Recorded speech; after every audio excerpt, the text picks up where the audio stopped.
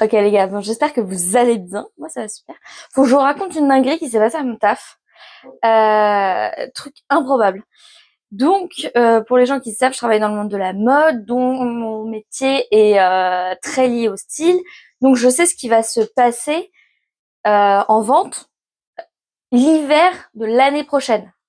Alors, actuellement, je travaille sur l'hiver de l'année prochaine. Donc, voilà, très très très loin dans l'année. Et en fait, il s'est passé un truc de dingue. Une de mes collègues, sur les stories d'une personne qu'elle connaît de loin, a reconnu des photos du showroom.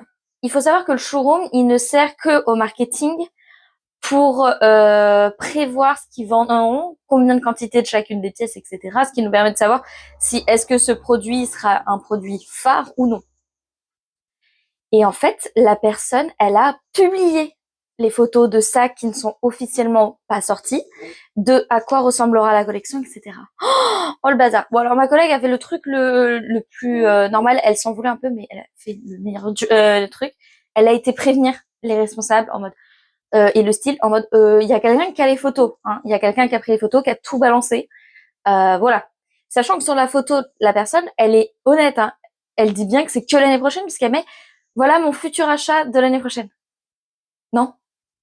Il faut savoir que tout ça, ça va être présenté que en fin septembre, début octobre de cette année, mais toujours en interne. Officiellement, ce qui sera donc en boutique et tout, ne sera qu'en janvier à peu près. Et donc là, les influenceurs qui seront invités pour l'avant-première pourront poster. Là, ils auront droit. Mais avant, non. Et après, la deuxième question qu'on s'est posée, c'est comment la personne elle a accédé au showroom, parce que nous, déjà au bureau, il y a droit à 2-3 personnes grand maximum qui ont droit de voir le showroom pour garder quand même le moins de personnes au courant. En général, il y a un tirage au sort pour savoir qui ira. Et, euh, et cette personne, en gros, elle n'est même pas dans la société. Donc, elle a été amenée par quelqu'un. Enfin là, bon, en gros, je vous dis pas, la personne a fauté et elle vient de mettre dans la merde le taf d'une autre. Mais donc voilà, donc je voulais vous raconter ça. Enfin, il n'y a pas plus d'infos que ça. Mais surtout, je voulais savoir, est-ce que vous, dans vos métiers, c'est déjà arrivé ce genre de dinguerie ou vous avez déjà entendu ce genre d'anecdote? Racontez-les-moi parce que je pense qu'on peut se marrer un petit peu. De se dire, les gens ne réfléchissent pas, c'est pas possible. Et ça, dans tous les tafs, hein, pas forcément secret. Hein.